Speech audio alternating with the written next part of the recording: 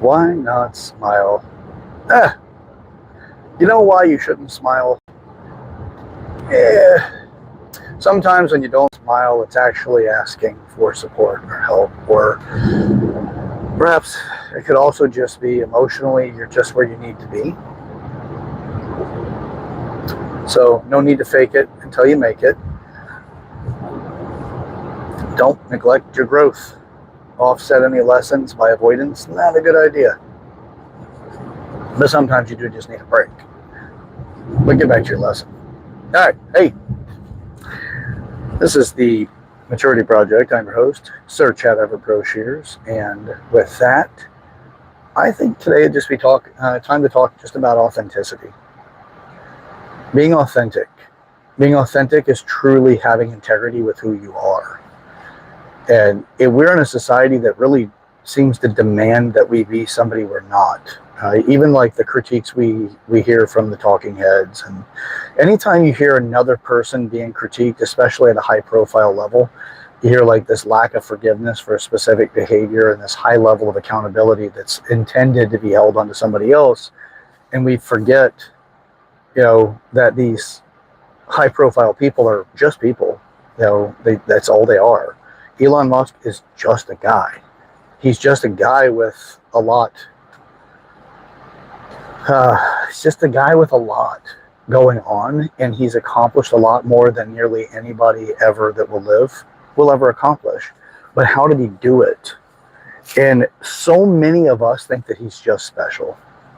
He's got to be special. Sure, every one of us are special if you try to put that category on him.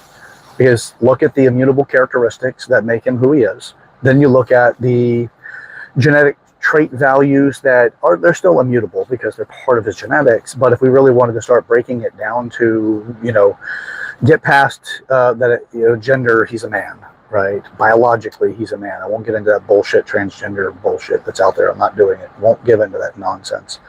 But he's categorically, he's a man, right? Then you get into the fact that he is Caucasian to some extent. Can't change that. I don't give a damn how much people want to pretend in the world that they can change those things. The thing about it is we got to get out of the fantasy world about like whatever the hell is going on and get back to the reality of things, because that's where progress has a concrete foundation. It stands the test of time. It does a lot of things that are beneficial. So we keep breaking down exactly what it is that makes Elon Musk. It's just anybody. You pick your person. I'm just grabbing the most obvious avatar to work off of here, because he's got so many people know who the hell he is. He's got. There was a challenge about gasoline engines and fossil fuels for power sources of all types, including engines and cars and all these things. We've got all these things that are going on, and people are like, okay, well, electric cars are the answer. So what do we get? Well, Elon got into the electric car industry. And what did he do? He completely changed the automotive industry as a whole. He set the way for a lot of modern day electric cars, opened the patents so that people could have access to them and companies could take the technology and utilize it for themselves. He's done a lot to make way for a lot of others, but he's still a person. He's still just a man, but he's a man that stayed focused. He's a man that got a certain amount of people that could see what he saw and enroll them in such a way that had them want to be a part of what he was doing, and then they brought their resources to his command. Anybody can do that if you're lined up. Now, not everybody can get where he is financially, because not all of our ideas have that level of economic value that people are willing to pay for it. But he is such a brilliant man in that way. But you know what it takes to truly create brilliance? Effort, attention, time, the willingness to make mistakes and learn from them.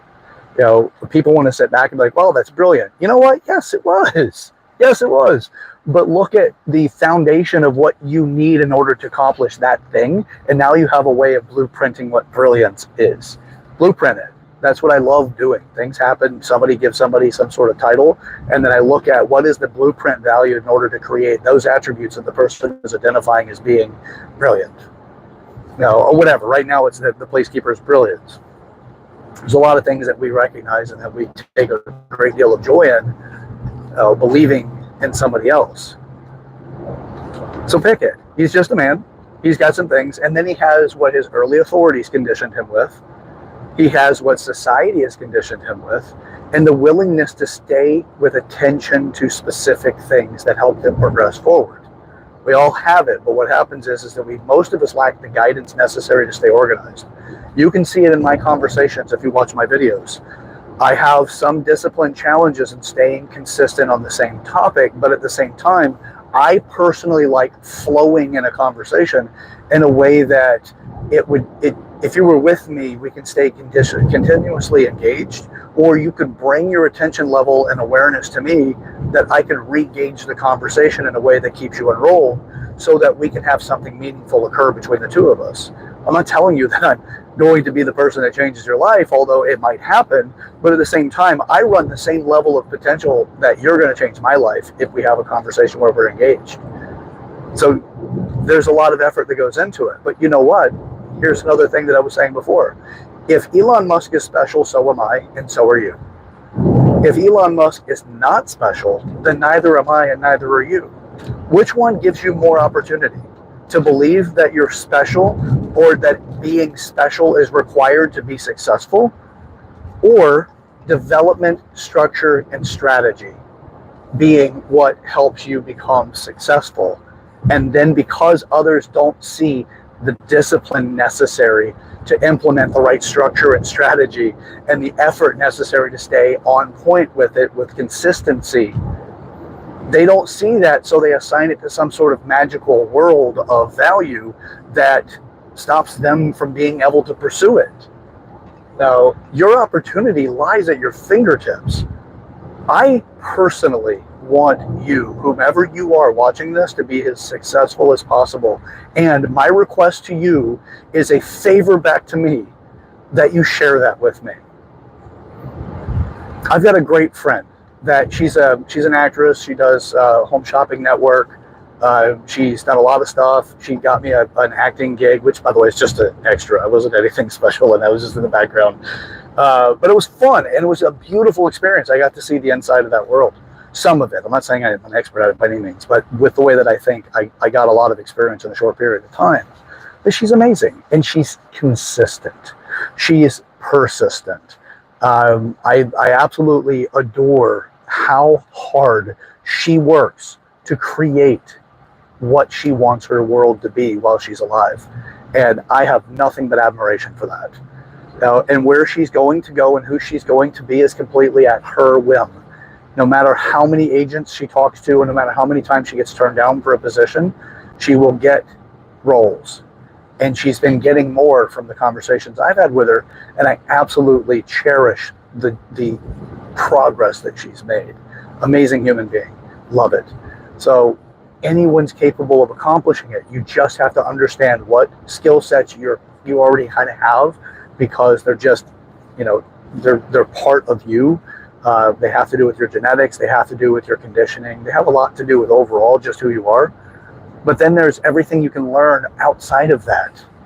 And just because you can't, Liam Neeson, by the way, did not get discovered as an actor until he was well into his later years of his life. And I mean later years of his life. I believe he was somewhere around 40 when he was finally discovered. He was a handyman. He did a lot of stuff to just become recognized in the industry in Hollywood. Now, I'm not saying Liam Neeson's the greatest guy in the world. I don't know him personally. All I know is stories of him and his acting career and that kind of stuff. But you know what? He discovered himself a little bit later in life. He's tried several things, and they just weren't the thing that resonated for him. Myself, this is what I want. This is what I have a skill set in. This is what you can call a gift if you want. But I want to take away the gift category.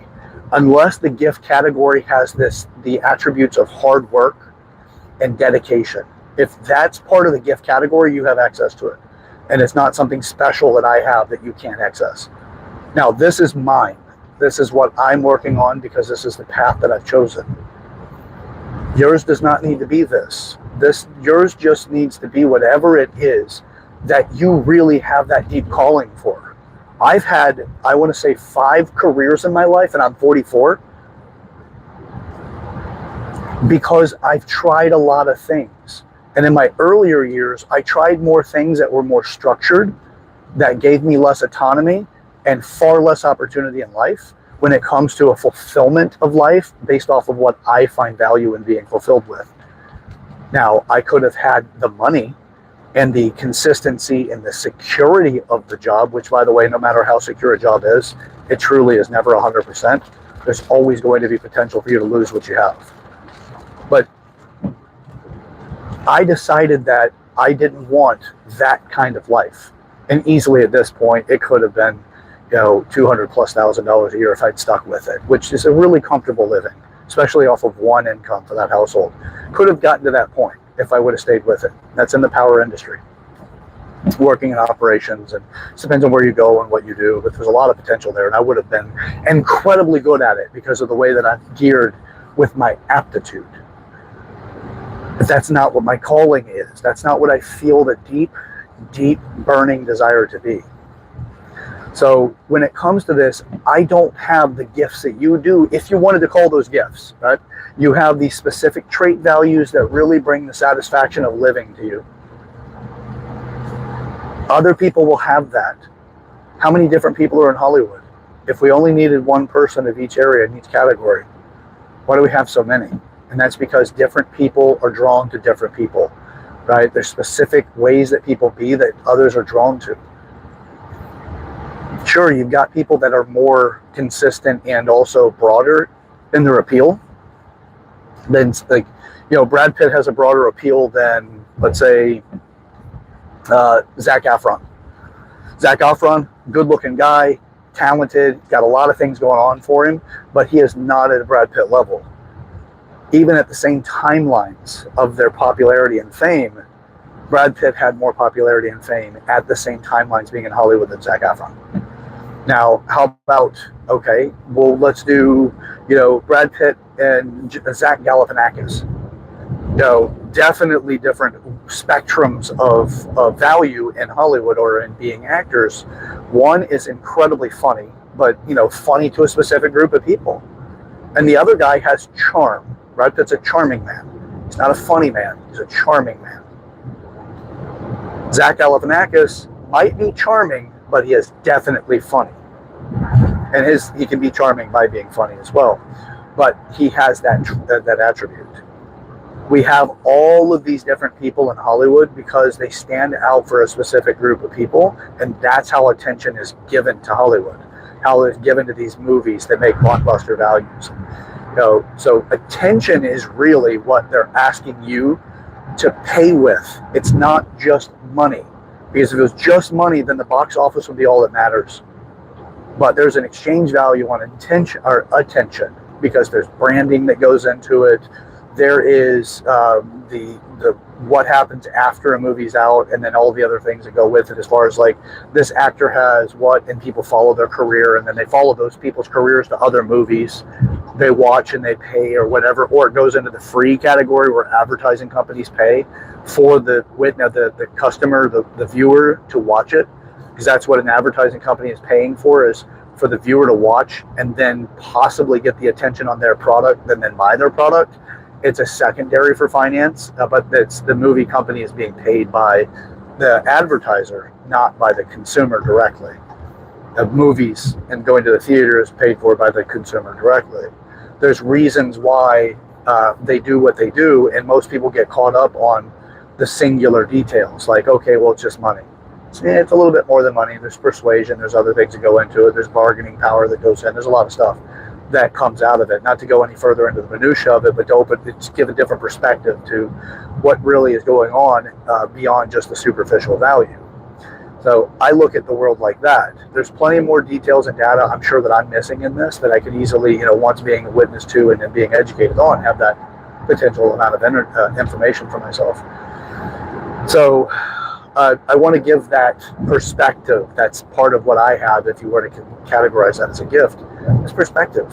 I want to be able to offer that to everybody that's willing to openly accept it, which is they're paying with their attention. And that's what I'm after. Pay with your attention. Because if you pay with your attention in such a way that it means something to you, you'll pick up enough that you can start making changes for yourself. So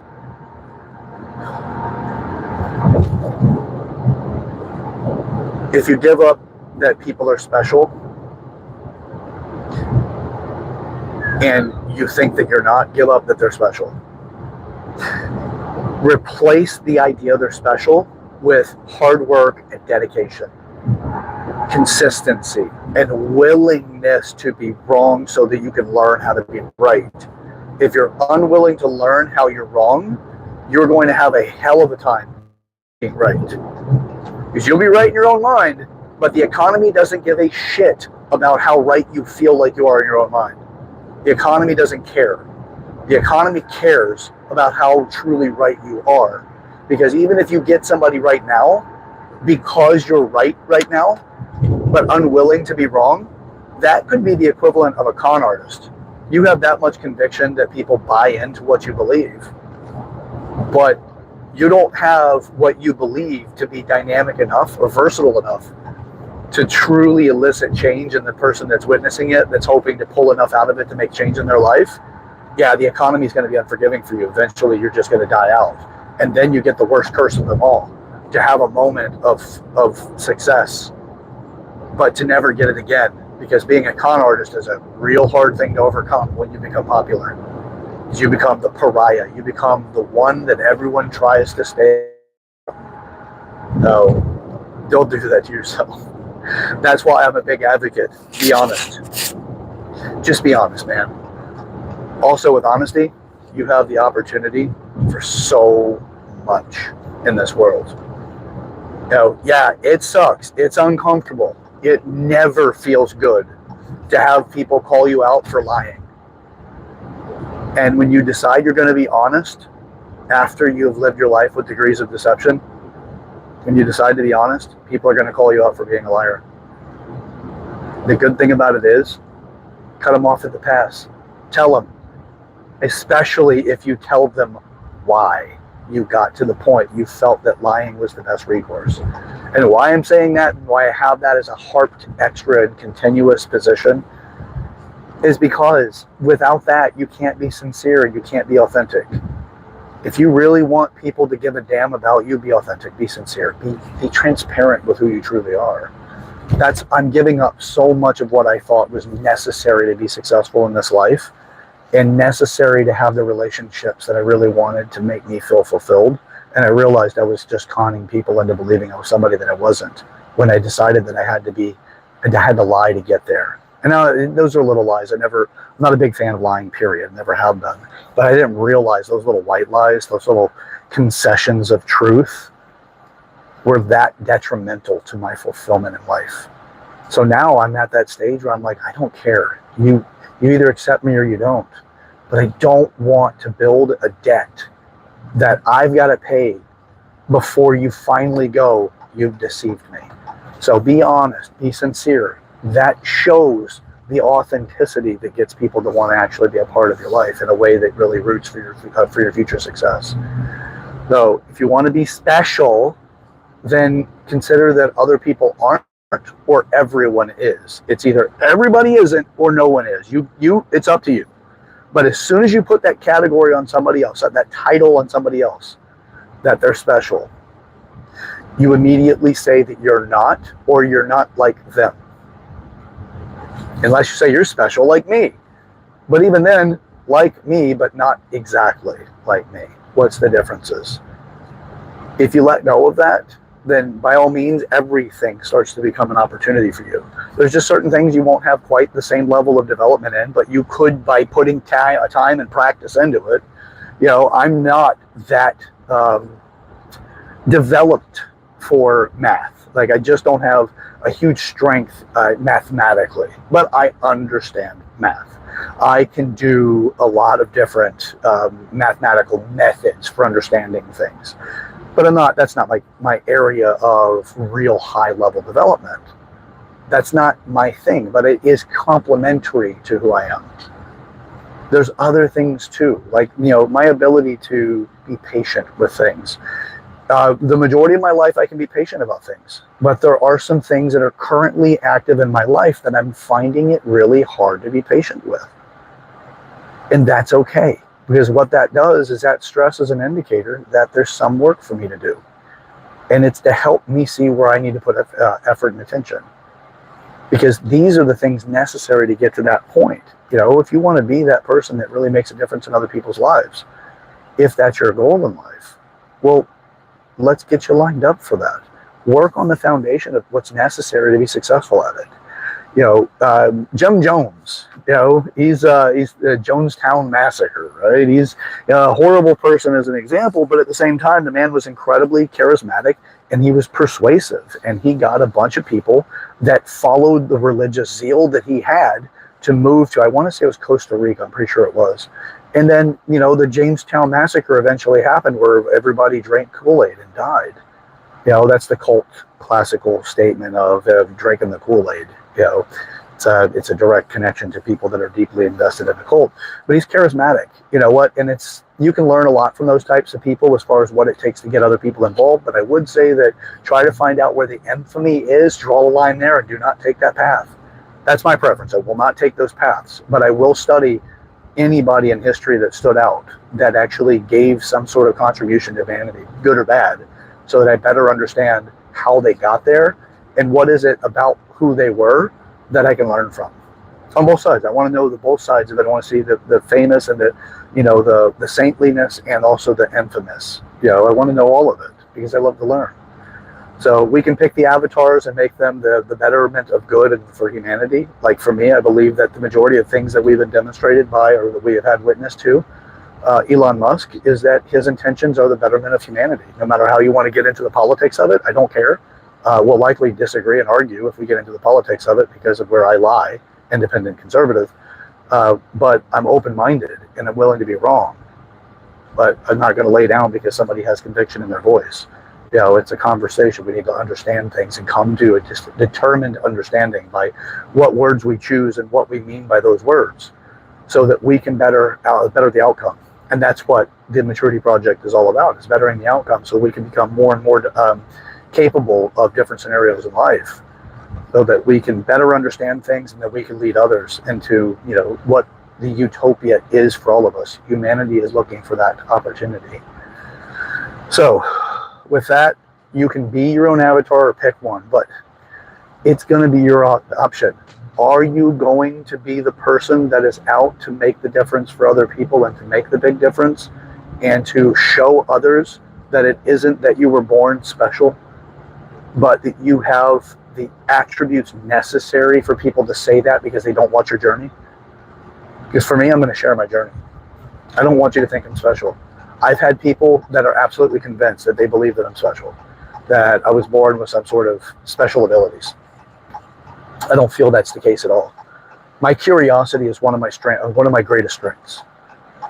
I am so incredibly curious about this life and about the things that happen in it that my attention can stay on specific subjects and see how they interlace with other ones because the attention stays consistent.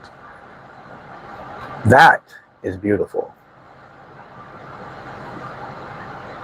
Yeah, I just absolutely love this, and I want to share that with everyone. So I hope that you join me in this journey. I'm going to close it off here.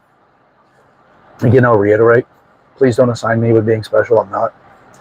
I'm disciplined, and I'm still disciplining myself and developing to become more and more capable, and I want to share that journey with you. So what great reward I get out of this is hearing that other people are getting opportunities for where they didn't see it before because their perspectives had shifted. And I want that. I want that for everybody, as much as I can give it. So in the meantime, I am your host, Chad Everett Broshears, or Sir Chad Everett Broshears for some. If you know, you know. This is a maturity project. So do share this video with the people in your life you want to break the ice with. We got a lot of work to do, man. But we really need to work on ourselves before we get into that. The path to hell is paved with good intentions, and we are right now on our way to a super highway to get there. So best way to deal with that, the antidote to it, is to work on your maturity. and to inspire others to do the same thing. And that'll stave it off because we won't have to be so selfish in the process. So, all right, till next time. Don't forget, like this video, put a comment in the comment section if you'd like to actually comment about it and leave something about what you're getting out of it. And subscribe to the channel. It really does help out a lot. The more people I get built up in the subscriptions of this, by all means, it's going to help move it up. And if you feel that you can be a contribution to the channel and to the project, by all means, put a comment in the section. Or you can reach me. So it's my name at Gmail. Reach out, and then we'll see about getting in touch that way and see what we can do together. All right, until next time, let's get to it, okay? See ya.